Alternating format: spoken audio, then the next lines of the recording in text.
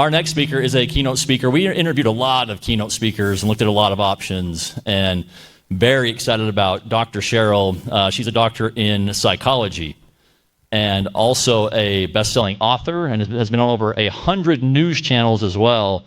And I thought it was a very fitting topic, very passionate. So please give a warm welcome to Dr. Sheryl Ziegler.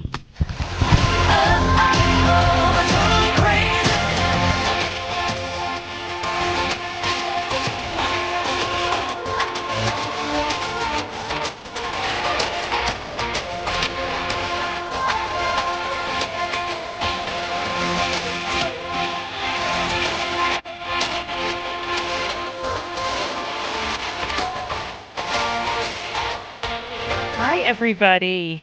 I'm so happy to be here, and I'm so happy to hear the speaker before me talking about mental health.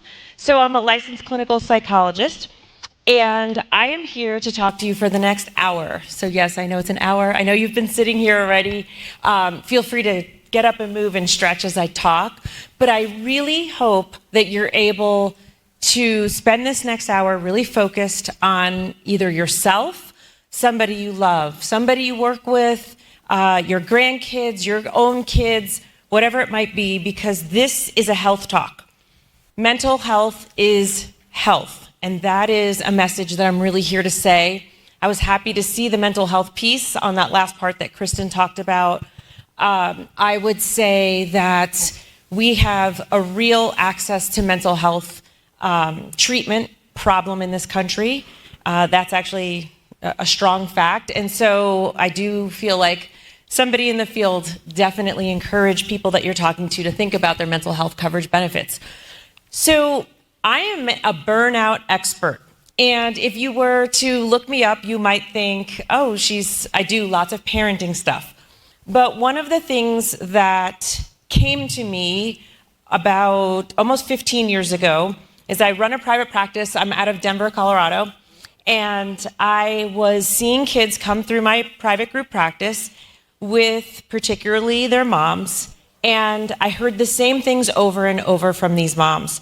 And it were things like, they were so tired, they were so exhausted, they were so stressed. And so I just started to see a pattern. I started to really focus in on chronic stress and wrote a book about burnout. And now I really talk around the world about chronic stress, the impact it has on you, and what you can do about it. So you're gonna be on a little bit of a ride this hour in terms of what is stress. So it kind of feels like a little bit of a down before we go up. And I promise we'll end on the up, we'll end on ideas. This hour is meant to be really something that helps you walk out of this room and think, I'm gonna do this. I'm gonna find somebody to help me do this. I'm going to do something to make my life better, healthier, more sustainable, especially as you're about to do your open enrollment season. So the agenda is I just introduced myself. We're going to talk about the impacts of stress, stress management, building resilience, and thriving. The other thing I want you to know is there's people in the back that have these microphones. Does this sound okay? To me, it sounds very strange, but does it sound okay?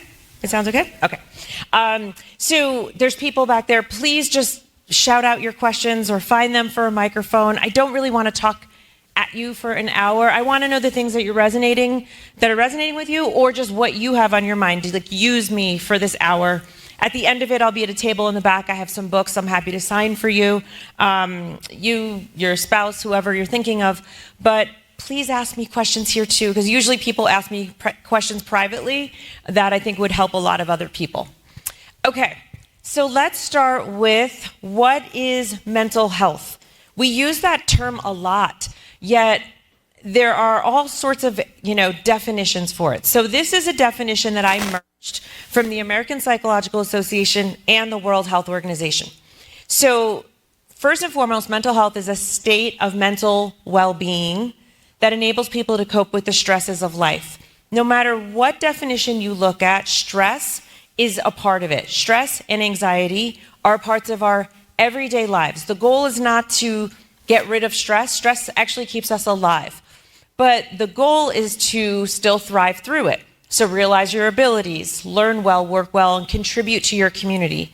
Only the World Health Organization has that part of it, community. That is a key component. You'll probably hear me say it more times than not today, that creating community, being a part of community and social connection is the number one factor that you can contribute to your own life that keeps you healthy and alive. More than weight management, more than less smoking or no smoking, more than even alcohol. If you had to pick what to do to have a healthier, longer life, it would be social connection. Creation in community is key.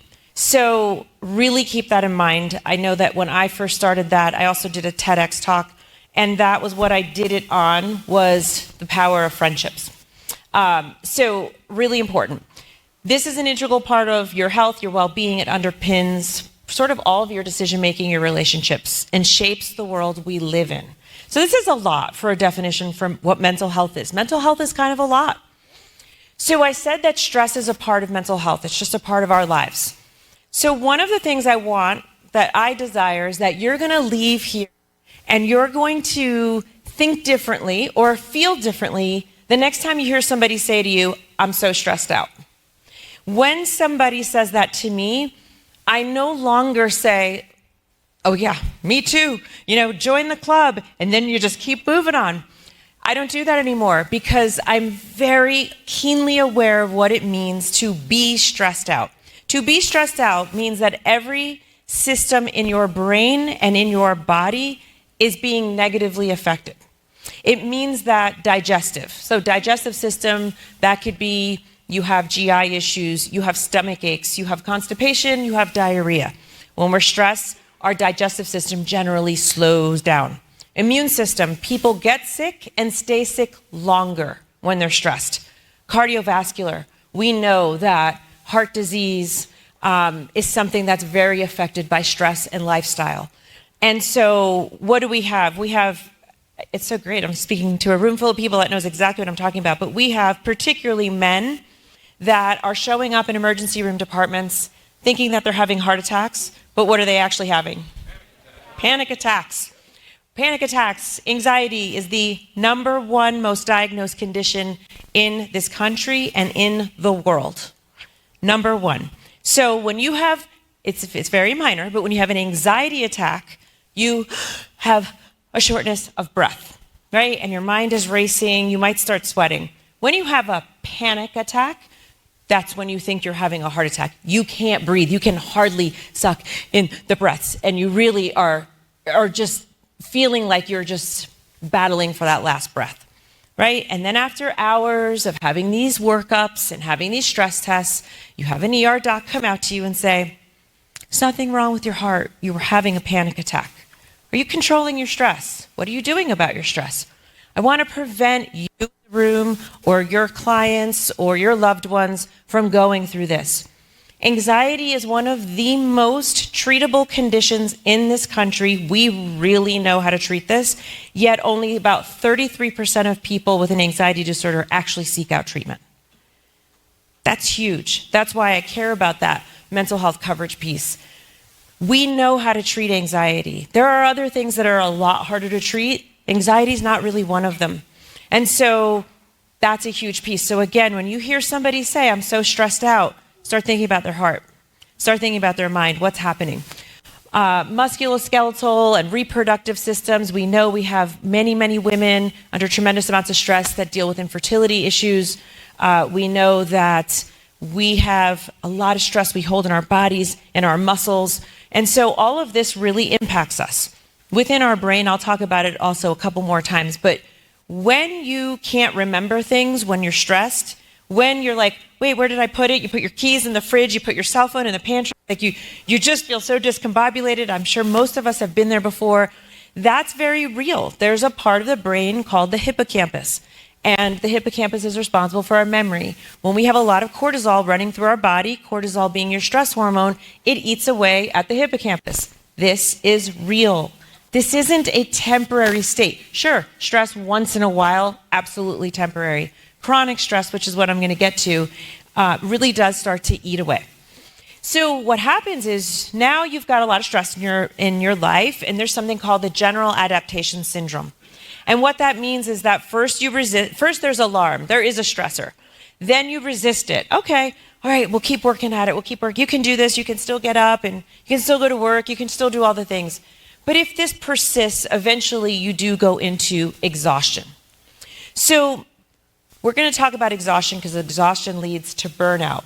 But I love this quote. This is a quote by Hans Selye, who is the person who pioneered and created the term stress. And it says it's not the stress that kills us. It's our reaction to it.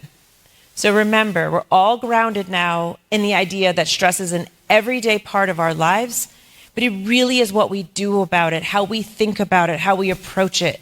That is the game changer in terms of our life, our longevity, our quality of life. So stressors. Not everybody uses that term, but stressors, oh, that sounds so much better. I don't know if something just changed, but on my end it does. Stressors are what activate the stress response in our body, right? Anything right now, if I drop something, if there was a loud noise, whatever it was, we'd all have a really quick reaction to that stress.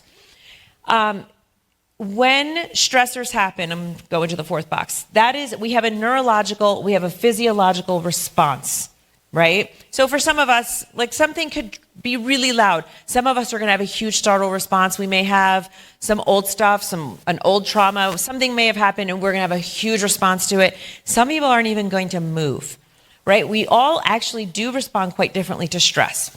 But here's what the interesting thing is. This summer I did kind of a workshop with a very large insurance company and just their executives. And we were talking about stressors, how they can be internal or external.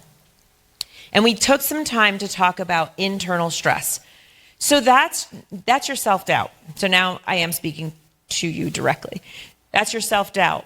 That's the negative voice in your head. That's the part of you that doubts yourself, has fear, experiences fear, says, maybe that won't happen. Well, what if this happens? And your body actually experiences two things similarly. One of them are just thoughts. So maybe you have this fear, like this is the year, like you're just not going to be able to cut it, and who knows, maybe you'll get dropped. Your numbers are going to go down. So whether that actually happens or doesn't happen, the brain and body still experience it as the same. That should really, really provide you with pause. Whatever we think, we respond to. We know this now. So this isn't like motivational rah-rah, this is science. So when you think negative thoughts, your body just doesn't know the difference. So here goes the cortisol's already in your system. And then there are external stressors. So that's the stuff that really does happen, right? We really may not have made as much this year. We need to buy a house, but then the housing market is so much we don't know where to buy. All those things, those worries on the external. So when we experience those, obviously our body does experience the stress hormone uptick and the cognitive distortions and hard time sleeping and all of those kinds of things. But I really, really want you all to think about your thoughts. Your thoughts really do affect your body's baseline. Am I already stressed? If I have pretty positive thoughts, I don't really have a lot of negative ones, maybe my baseline's here, but then my colleague over here, deep down, they are really having a lot of fears and thoughts. So now their baseline is already up. They have a less tolerance for stress when that stressor happens. When that open enrollment season starts, I'm starting down here, but they're starting up here, and their capacity, if this is the ceiling, their capacity is less. Really want you to think about that for yourself, maybe for people you work with, and then your own family members, wherever this applies. So stressors can be anything that you see, that you hear, that you imagine. These are perceptions, right? These are what we imagine. And interestingly, the body also experiences stress as the same. So eustress, E-U-S-T-R-E-S-S, eustress means positive things like you surpassed your goals, somebody's getting married, you're having a kid, whatever those positive things are, those are still stressors. They're positive ones, and then we know distress, negative ones. Once again, the body actually still experiences that as stress. Stress is stress to the brain and body. Even exciting things. The difference is that distress, when it goes on for a while, goes to chronic stress and then to burnout. So really want you to think about, by the end, how are you going to manage your stress? So stress, chronic stress, and burnout. So the definition, let me get a little sip of water. Okay.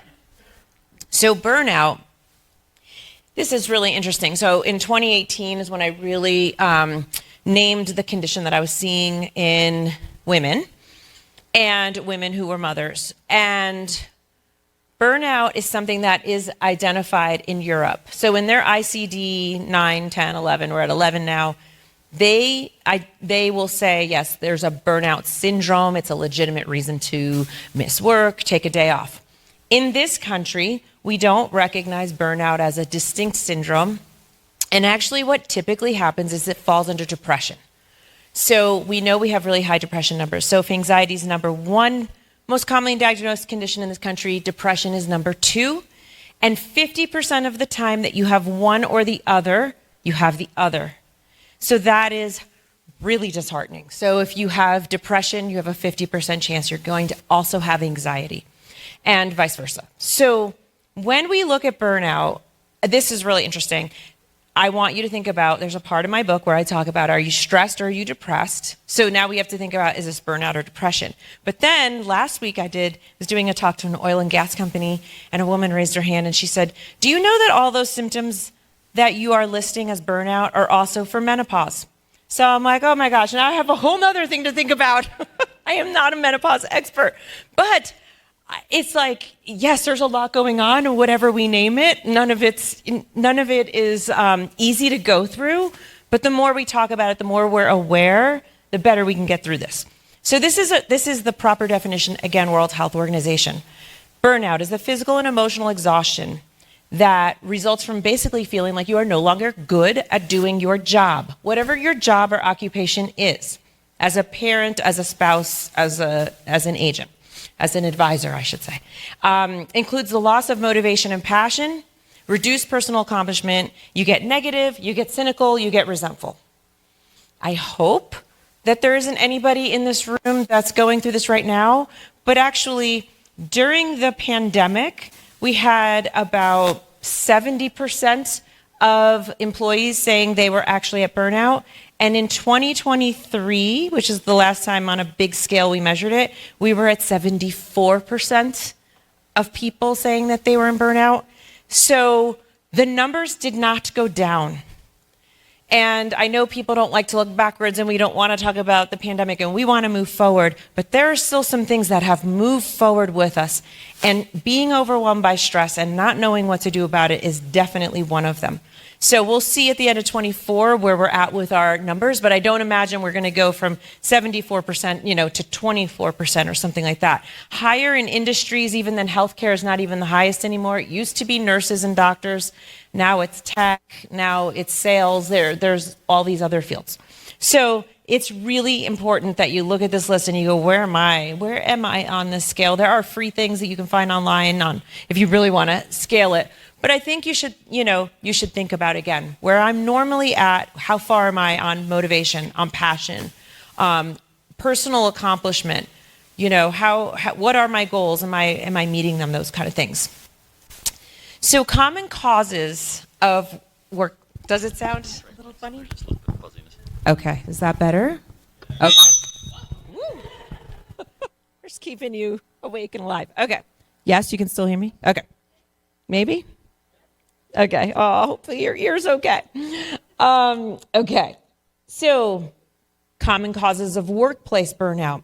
So, I laughed this morning when I reviewed this and thought, I'm pretty sure, although I'm not in your field, that open enrollment is a lot of the stuff, like excessive workload, right? It's all at one time. I spoke last year to a big CPA firm, and talking to them was intense because they informed me, and I don't know if you're like this too, that yes, everyone thinks of tax season, but they're like, our tax season is really like 10 months out of the year. So I don't know exactly how many months out of the year yours is intense, but excessive workload, lack of control, inadequate rewards, lack of community, imposter syndrome, and values misalignment. Hopefully, I'm getting the sense from just listening a little bit that probably values, I hope, are aligned. It seems like you all understand you're really change agents and part of helping people have security and safety during the things that happen in life. But one of the things that has really been of interest to a lot of people in different kinds of industries is this imposter syndrome. So I thought I would talk about that for a minute. So we probably all know what imposter syndrome is, right? When you feel like somebody is going to find out that I actually really don't know what I'm doing, or I'm not that good at my job. What am I doing being a manager? I am the last person that should be a manager. I don't know how to manage people. Nobody taught me this. Whatever, all the things. We are basically faking it, right? And some people are like, yeah, I started off that way. And so even last week, there was this big conference, and oil and gas, very male-dominated industry. So there was one female executive in the room, and I was talking about imposter syndrome, and she raised her hand and she said, I have it every day. And for the younger women in the room, they were shocked. And she said, I step in and I walk in and I think, do I know as much? Am I as smart? Am I as good? And so no matter what level, whether you're entry level or you are an executive, this impacts people.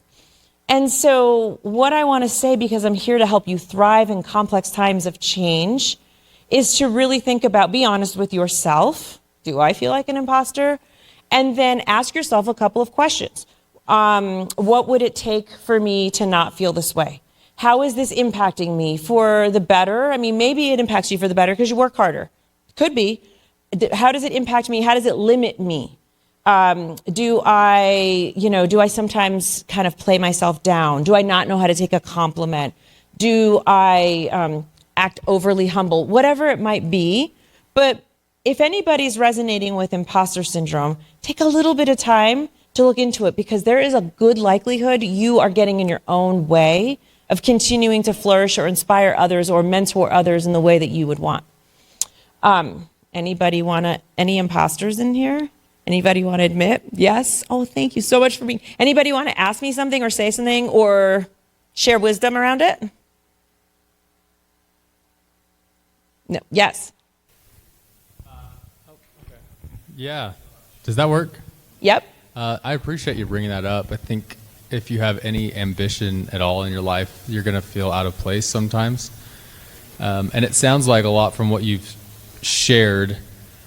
A lot of it depends on your point of reference and where your focus is.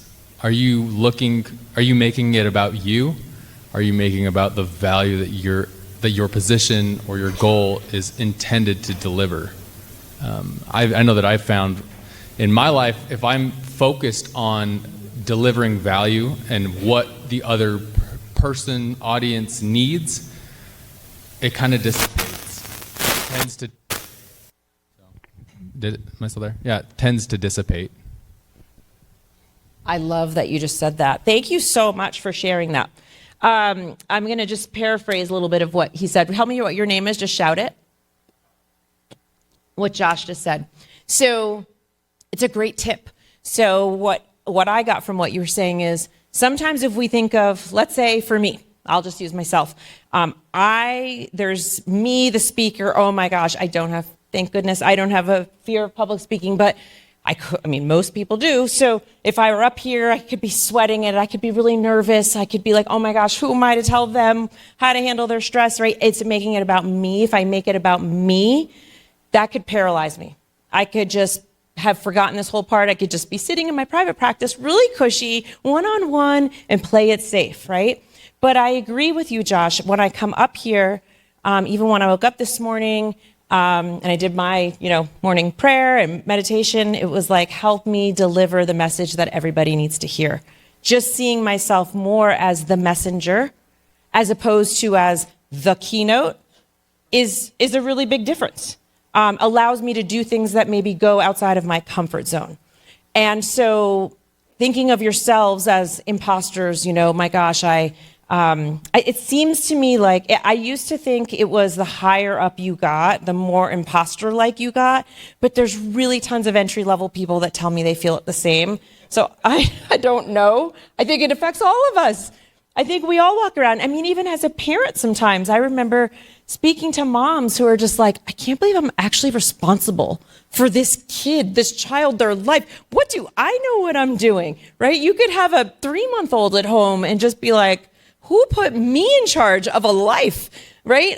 Am I really able to handle this? So in so many areas of our lives, we can be imposters or feel like we are. Mine was, I had my dream position out of my doctoral program was to be a clinical director of a residential treatment center. And I got that job and I walked in and I felt so young. I remember I used to say, I can't wait till I have gray hair. Oh gosh, right? And so I would look older, and maybe I thought gray hair would give me better confidence. Now all I do is cover gray, right? But I thought it would make me look like I belonged there. And I was younger than some of the people that reported to me. And I just think of like how stiff I was, where I would not be like that now, but I felt like I had to be very professional and like very put together. And now I would present so differently. I would be all about humility. It's the opposite. So I went through it myself. And I used to have this feeling of that somebody was going to basically knock on their door or send an email or something and just say like, you're not even really a psychologist. You didn't really graduate with that degree. Like this was, tell me that. So that was my imposter stuff for a long time. And there's one conference that kind of kicked my butt last December where it was like all the luminaries in my field. And there were people who wrote theories. I mean, there are people, they were really, truly the highest. Like if Sigmund Freud was alive, he would have been at this conference and I was on a stage with them. I did have a little imposter syndrome. And then they thought of me as the young one. Fine. I'm not really, but like that's how they thought of me. And I kind of probably acted that way. My voice, I bet changed probably a little bit more like this. I think I spoke a little bit more like that. And as I settled into the conference, I found my voice and I found my posture and I was like, they're absolutely the people that paved the way. And yes, I am trailing behind them. But I had to talk myself through that, and that was just in December. So I think there are times that really just trigger it for us. And I was aware of it. So instead of going the whole conference, which was 3 days, talking a little bit more like this and acting so sheepish, I was like, oh, you're doing that thing. And I got myself, into my place. So these are common. Thank you for sharing. There is a cost to this burnout, and it is so real, and look at how long this list is. But I'm just going to go through them a little bit. So our physical health, I think clearly I've made a case for that, right? Because when you hear burnout, that's just chronic stress. Some people say it's chronic stress gone awry. But when you hear burned out, oh, I'm so burned out, or I left that place because I was so burned out, again, take it seriously. Like, wow, there were some physical health issues, there were some mental health issues. Whether that's insecurity, being cynical, being negative. Well, when you're like that, it doesn't just end. We don't live in little bubbles and squares. It doesn't just end in the workplace. We take that home. We are less likely to engage in our community. Maybe we're less likely to go to our kids' event or whatever and have a smile on our face. Or maybe we're super aggressive on the sidelines of their soccer game because we're really just taking out aggression from work. Like it spills out everywhere. In our mental health, we are less present. To keep it simple, you are less able to be present. Performance, we have reduced performance. Decision making, I talked about how cognitively we really are impacted by stress and the stress hormones that accompany it. So both decision making, memory, and focus, those two are combined under how your cognitive functioning declines. Our sleep, statistically, 1 out of 3 Americans are sleep deprived. Most of us have massive sleep problems. The sleep industry is a multi-billion-dollar industry for a reason, right? There's every kind of topper, there's every kind of mattress, there's every kind of, it cools you, it heats you, there's sheets now, like everything to try to get us to sleep well. And we still struggle to sleep well. So the more stressed we are, we all know that feeling, right? You lay in bed and you just think about it. You've got the running list of things to do. But we really want to take it, I think, really seriously, our sleep. Poor diet, we're less likely to eat healthy. We're more likely to grab processed foods. We're more likely, to drink, maybe to drink extra coffee or have more soda. Just have things that probably should be a lot more in moderation. Increased substance use, that's wine, that's alcohol. Like, of course, every now and again when you want to do that's your prerogative. But the more stressed we are, the more we tend to lean toward things that we think calm us, or give us a benefit that we're looking for, when in the long run, it's not really healthy for us. Relationship strains, that's obvious. And then there's the economic toll. The economic toll of burnout, this is a current stat, is $22 trillion worldwide. This is huge. Having people in our lives, whether you're an employer, you're an employee, they're your clients, having people function at high levels of chronic stress. There's so many categories. These are the ones I thought were relevant. Clear, number one, healthcare expenses, right? They tend to go, they're sick more. And so they tend to go to the doctor more. They're on more meds. We have a very, very medicated country right now. They're seeking treatment out more. Lost income. So you miss more days of work. We know that. You have higher turnover. You have reduced productivity. You're either more likely to quit your job or lose your job. And then there's the organizational costs. You have to recruit more people. You have to train them. Maybe you have even legal liabilities that get increased because chronically stressed people will generally look to say, what was the cause of this stress? Oh, it was this, and it was that. And there's a lot of outward pointing. So burnout is interesting because it's studied in my field in psychology, but it's also studied, of course, in business and economics, and MBA programs. This is something that we have to do something about. So all you can do maybe right now is think for yourself, what do I need to do personally? What do I need to do in my family? Who in my family? Definitely someone in your family is experiencing high levels of stress. We are at 1 in 5. That's the number for Americans that have either a diagnosable mental health condition. Is probably more like 1 in 4 if the question was, how often do you experience very high levels of stress? It'd probably be more like 1 in 4, but we are at 1 in 5. So even within this own room right now, there's probably a person at every table that may have a diagnosable mental health condition that needs treatment, that eventually can go to the point of all of these kinds of listed things. I think this is where I say breathe. Okay, so we breathe. So anybody have any questions right now before I keep going? Yes. And for real, breathe if you're not talking deeply. Yeah, it was interesting. Recently I saw a doctor on, I think it was Stephen Colbert, and Stephen was asking him about what he was studying recently that was helping people with endorphins, or how to be happy. And I'm wondering, he said that they were recently studying an area that has really been helping people in a lot of different ways with their happiness. And I'm wondering if anybody can guess what that one area is. I'm going to guess too, but everybody else guess. I did not see this interview. What is it? Nope. Nope. Nature. Nope. Music. Music. Yeah. Music. Mm-hmm. It helps in so many different ways, raise those endorphins and allows people to be happy. And it's one of the areas that I use all the time because I'm a pretty happy person. Amazing. I love that you're a pretty happy person. There's probably a lot of things you're doing that we're gonna end with. So he said music. I think, and now that you said that, I think that anytime you hear something new, it's because somebody has a book coming out, and so they're pushing it. And so I know music for me is very intentional. It's also a really big part of my life too. So even driving to the airport yesterday, I was like, okay, I also consume like a ton of information all the time. So I was like, I had a 30-minute drive, and I was like, podcast or music? And it was intentional for me. I'm like, music. I want to raise my energy. And then somebody called me in the middle of it, and I was kind of disappointed. It was like in the middle of my song. And I was like, hi. And she's like, what are you doing? And I was like, well, I was just jamming out to my music, and you've interrupted me. She's like, okay, I'll let you get back to it, but what are you listening to? And I was like, I'm listening to Luke Combs, and I was jamming out to Hurricane. And she's like, oh, yeah, that's a good one. Okay, call me back. And so I hung up and finished listening and singing to it, and it really also changes my mood.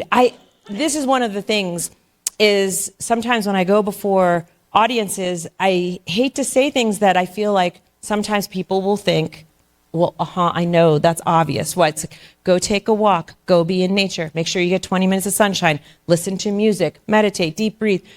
The thing is that we are in the, we're going into Q4 of 2024, and actually for thousands of years, nothing has really changed, right? The only thing that's changed probably is meds. Besides medication, it's still the same things that keep us in really healthy places.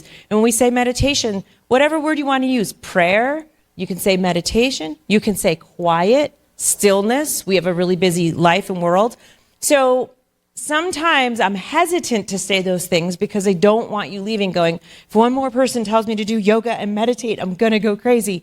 But I think it's just, this is just tried and true. So we can go back thousands of years, or we can just go back, I'll stick in my field, in my lane, 100 years. Nothing has changed except for the fact that we're doing less of all those things. We're doing less leisure. We're doing less relaxation. We don't even know how to play. We don't know how to rest our minds, not sleep, not nap. I am a fan of power napping, but I mean just rest. What does it mean to rest? Does anybody have a rest routine they can share? Like that you just rest, but you're not sleeping? Yes. What is it? I feel like just sit there and just play. I'm not trying to sleep. I want to be there, not think, and naturally relax. That actually helps. Yes. And where do you do that? If it's in the office, I'll just put a timer 10 minutes. You sit at your chair. Do you close your eyes? Eyes are closed, but not sleeping. You're not sleeping. Your eyes are closed. No thoughts, no energy. Actually, yeah, helps me focus. Great. And that's intentional? Every day? Excellent. Do you hear that? So you don't even leave your desk. Just sit there in the chair. Just close your eyes and whatever happens, happens. Like whatever you think about. I love that. And one thing that you could do, like, because you've been doing it for a while, so probably really is restful. For some people, when they first start that off, maybe it was like that for you, they start thinking of a ton of things they have to do. Oh, I got to call this person back. Oh my God, I can't, right? And so I say, just put a pad of paper and a pen in front of you. If that happens, like open one eye and like write it down really quick and then go back to closing your eyes, right? So then you did something with it, you got it out there, but you can still focus on it. I love it. Does anybody else have something they do to just simply rest? Anybody? Yes. What do? You scroll? Scroll on TikTok. Oh, I think you were planted in this audience for me to make a point about something. I promise she wasn't, but scroll TikTok. So let me do two things. A, let me acknowledge that probably 90% of people really do that. And you really do think you're resting, right? What you're doing is you're taking a break. You're detaching from whatever it is that you were doing. And in some ways that feels good. Like, I'm tired of doing this thing. Whew, and we all do this, right? And so we just scroll TikTok. I actually went to scroll this morning and I was like, nope, not doing it. I'm not doing it. And haven't done it yet. But I will at some point today. Okay, but the other side of it is that your body is not at rest when you're scrolling on social media. Your stress hormones are very well and alive, and you're also getting lots of visual stimulation. It is not restful to scroll on social media for probably 95 to 96% of people. So you have increased muscle tension, you have a little bit more respiration, you're a little bit sweatier. You don't realize this always. Sometimes you do, but there's going to be something you're going to see. You're going to see an image of a person. You're like, I wish I looked like that. You're going to see another image of somebody else. I wish I had that outfit. You're going to see someone's vacation. I wish I could go to Hawaii.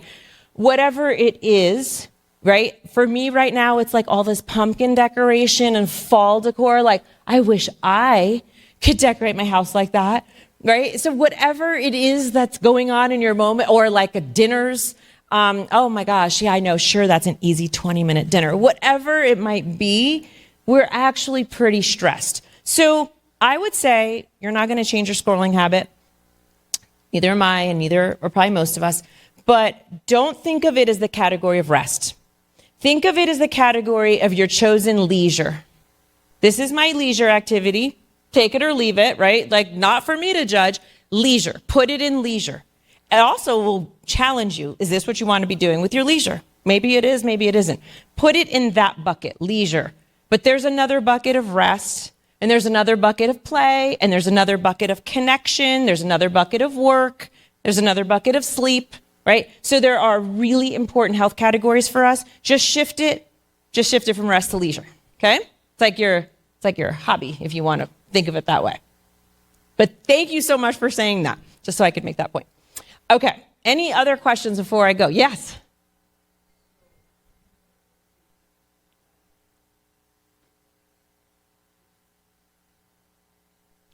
Efficient with time. We can't, your mic's not on, so I'm paraphrasing for you. Is that better? Yeah. Okay. So, as we're going through on our daily routine and we're going, I need a break, I've got to do something, it's the mind shift that you were saying, but at the same time, you've got a client that's coming in 5 minutes. Yep.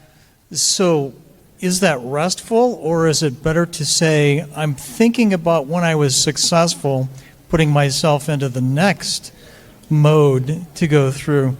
That's not really restful, but it actually focuses you back to where you need to be.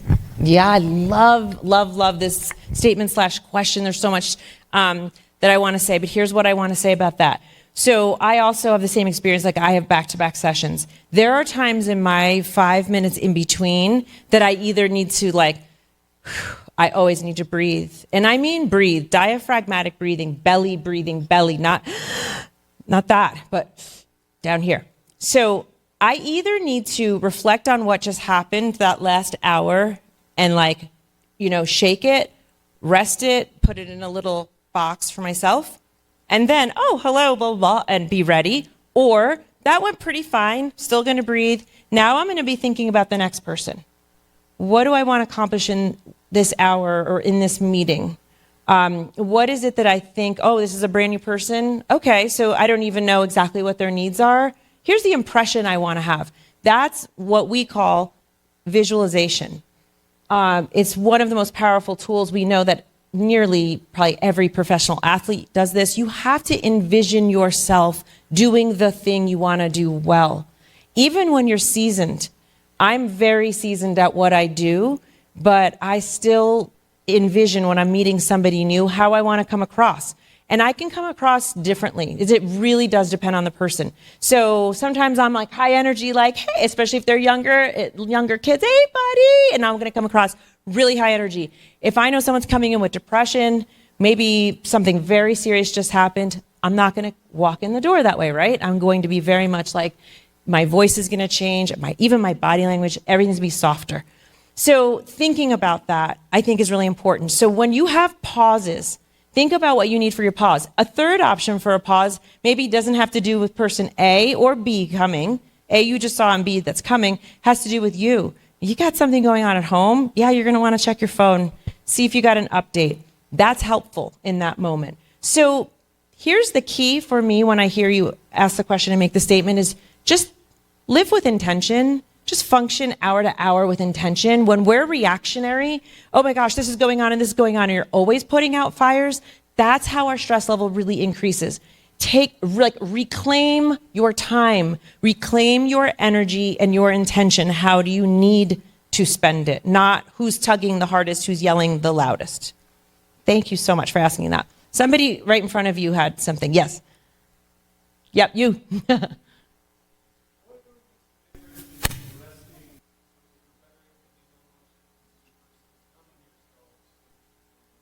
Yeah, such a good question. What's the difference between rest and numbing out?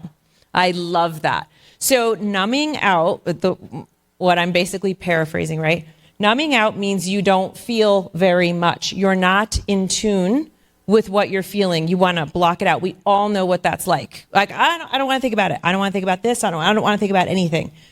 And so it's a lot of this when in option B. When you're in a restful state, you're about replenishing. Rest is to recover and move forward, right? Rest and recover. So the point of resting is not to numb. The point of resting is not to go to sleep.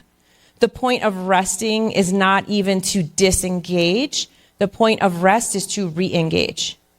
So that would be for me the biggest difference. When you numb out, you are disengaging. When you are in a state of rest, think about that. I can think about it in so many settings, but in a work setting, right? I'm sure after your 5 minutes, you in the front here, when you go on to the next thing, you're sort of like, you have that feeling, right? Decisions are easier made because I did that. Why, though? Go one deeper.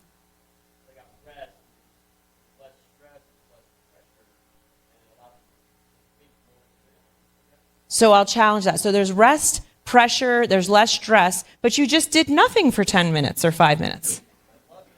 You loved it. So truly, probably you did have some endorphin rush just from like another taboo word, but like self-care. Like it's almost like it was your self-care. It's almost selfish. Like this is just about me, quieting down. And now and I know I'm using this word, but you replenished your energy because now I got it to give to you. Before I was draining, battery was on 10%, right? And your 5 or 10 minutes of rest all of a sudden recharged your battery. You got more to give. And that is the way I always think. What do I have to give? Like, I promise you right now, I'm at 100%, right? You would know if I was even at 50, there'd be just something different about me. I wouldn't be talking like this or whatever I wouldn't be doing. And so we're not always at 100. We can't stay at 100. I won't be at 100 on the plane, but I will close my eyes on the plane. I'll probably journal on the plane. I will come off the plane. Today's my husband's birthday. I will come off the plane. I got to be ready. I got a kid who's playing soccer. I got to go straight from the airport to the sideline, right? So I don't want to show up like, oh, I'm so tired. I just flew in from Salt Lake City. You know, we all know people that do that, right? Like, oh, it's so taxing. I'm not coming in that way. That's intentional. I'm not even going to feel that way. I'm getting your energy. I'm going to feel revised. But that is the difference between rest and numbing. Thank you for asking. Someone behind you. Yes.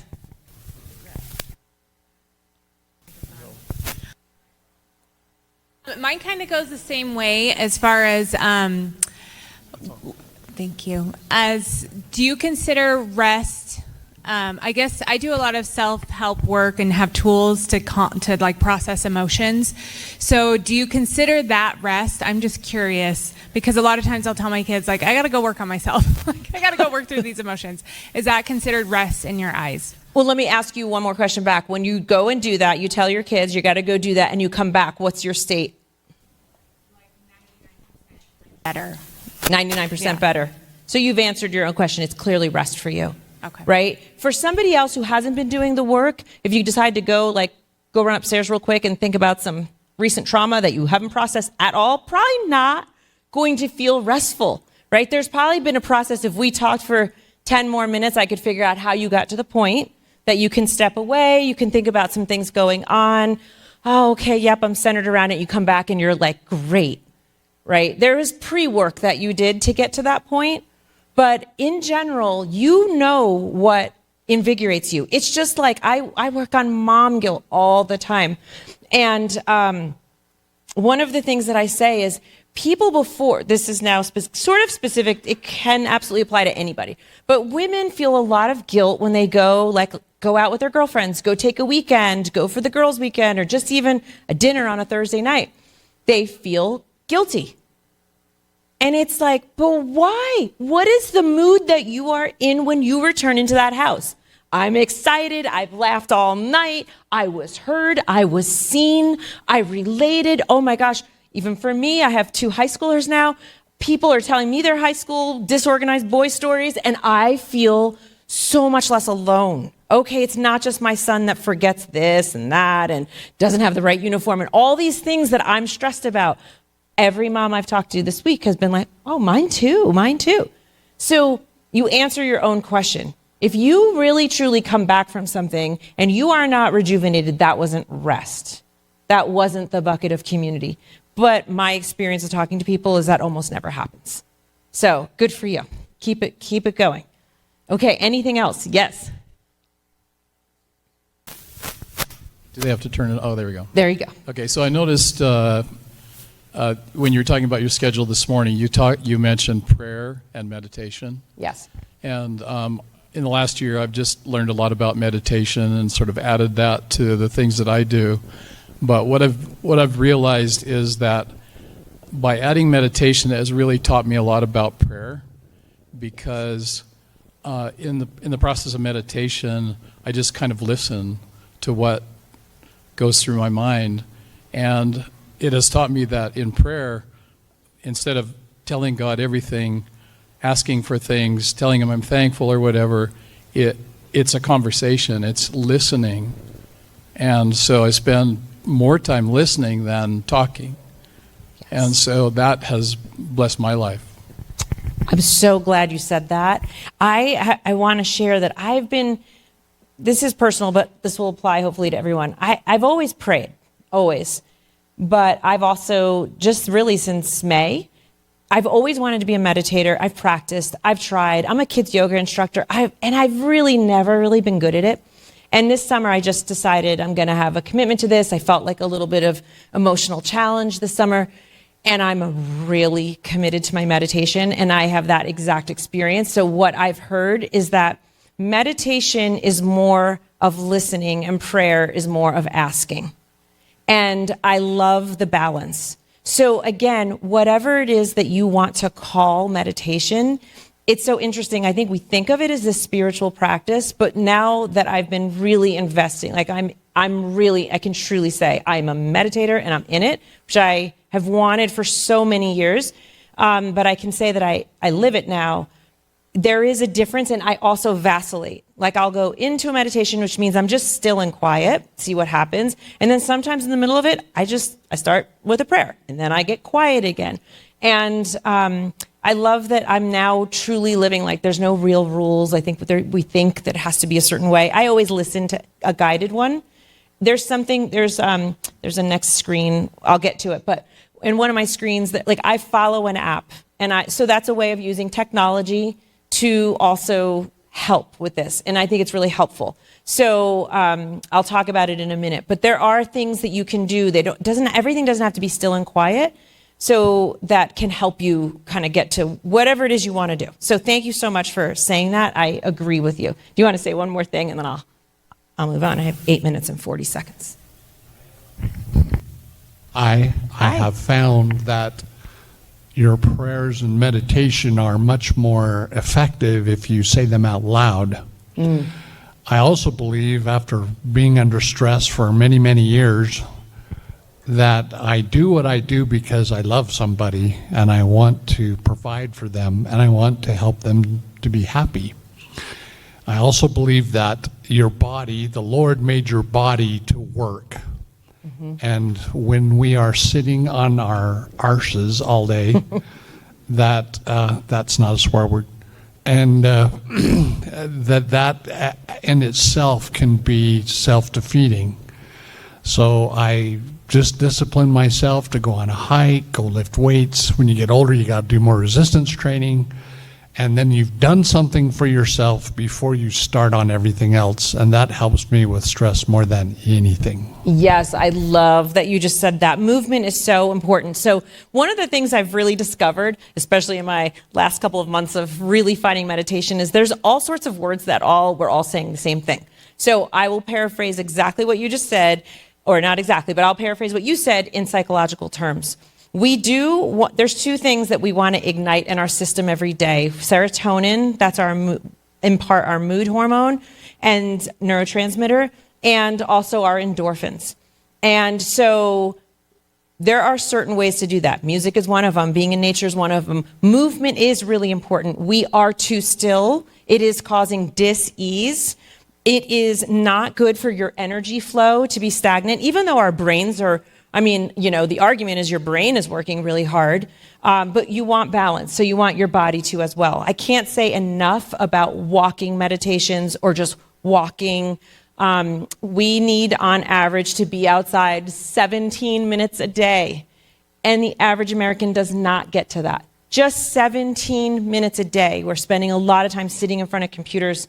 So those are the kinds of things that I hope that in 6 minutes you walk out of here being inspired to do. Okay, and then I will be in the back signing books, and so you can talk to me. This is the stress cycle. This is the most perfect prompt to what you just said. So there's something called the stress cycle. I've talked tons about stress. To complete a stress cycle, okay, to complete it, stress is held in your body. You fight, or you freeze, And then the way you complete it is 20 to 60 minutes a day of physical activity. If you want to complete a cycle, and this is why. This is because your brain needs to know. Our brains, they're still very primal. If we were just flighting, or freezing from something, our brain needs to know that we're safe because it's moving. If you are still after stress, your brain says, oh, maybe you're dying, because you need to be moving to know that you are alive. So when you move after stress, the brain gets a signal you have survived the stress. Okay, let's go. So I thought that when this research came out, this is something that needs to be spread. There's something called the stress cycle. Complete it with physical movement. So progressive muscle relaxation is something you can do on a phone call. This is something you can do in bed. You can do it in the morning. You can do it at night. Watch a YouTube video if you want some guidance. Deep breathing, that's that diaphragmatic breathing, standing up from your desk. Look at how perfect that was, that he just said all those things. So complete your stress cycles.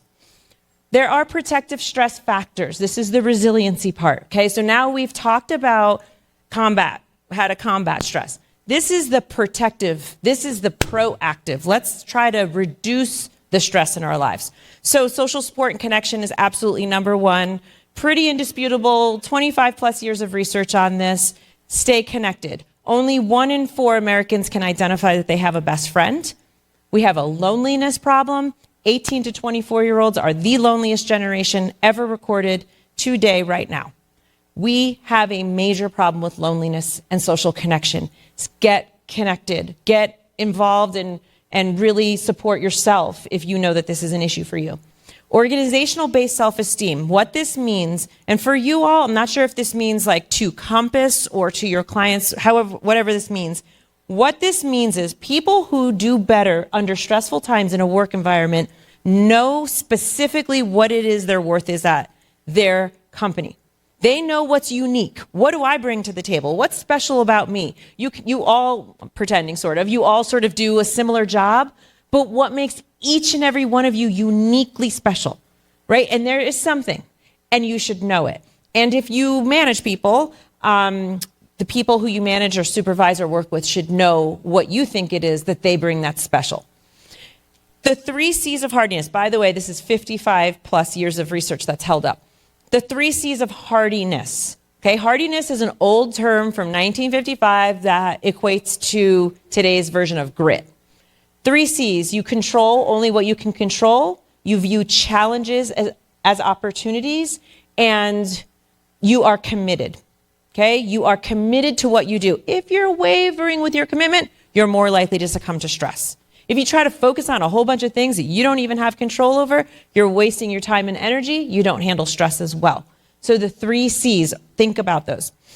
Type B's, there's probably a mixture. I don't know this industry actually as well. Is this more, if you're comfortable, how many people identify as type A's? You're aggressive, you're leaders, you're about you. Oh yeah, type A's in the house. Not that many though. Okay, so maybe the rest of you don't know that maybe you're type B's. Type B's are flexible, relaxed, team-oriented, really out for the greater good.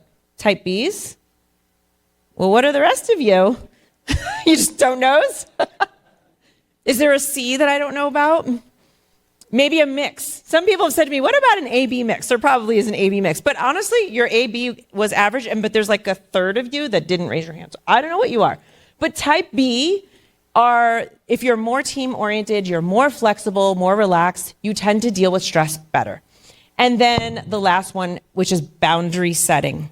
So this is a whole hour talk. But what I'll say is probably every one of us in the room have some boundaries that either we're practicing, we're working on. You set them. The harder part about setting a boundary is keeping or maintaining that boundary. Okay, I set the boundary. I am not answering calls after 5:30, right? And then you call me at 5:35. What do I do? Right? That's now I set the boundary. I said, oh, I'm not going to be available after 5:30, blah, blah, blah. And you said, okay. Oh, but this one thing came out. I just got one really quick question, right? It's my job to maintain the boundary, and that is the hardest part of it all. We all know what boundaries we need to set. That's not a mystery to us. It's how do we keep it? Especially, it was just one quick question. It really was just a minute or two. Boom, you broke your boundary, right? And it's more likely to happen the next day and the next and the next. So really good boundary setting for protecting protecting yourself. So building resilience. What I'll say about this, because I have 1 minute, is I'll just say the most important thing on this slide that I probably want to say is practice the mindset of time economy. Your time is the most precious commodity you absolutely have. Protect it. Be intentional with it. How do you want to use it? Who do you want to share it with? Who don't you want to share it with? Or how don't you want to share it? But think of your time as part of the economy that you have full control over, even though sometimes you feel like you don't, and make decisions around what you want to do with it. We've talked about science-backed stress relief techniques. These are some of them. The one thing I'll point out on here is that Insight Timer. I am not related or connected with them in any way, but it is a free app. There's a little bit of an upgrade to it. But this is an amazing app that will help guide you on all sorts of things in terms of just mindfulness. And thank you all very much. I will be in the back after this. We've got like 20-something books left. And the, Compass is nice enough. They're gonna have more books and order them.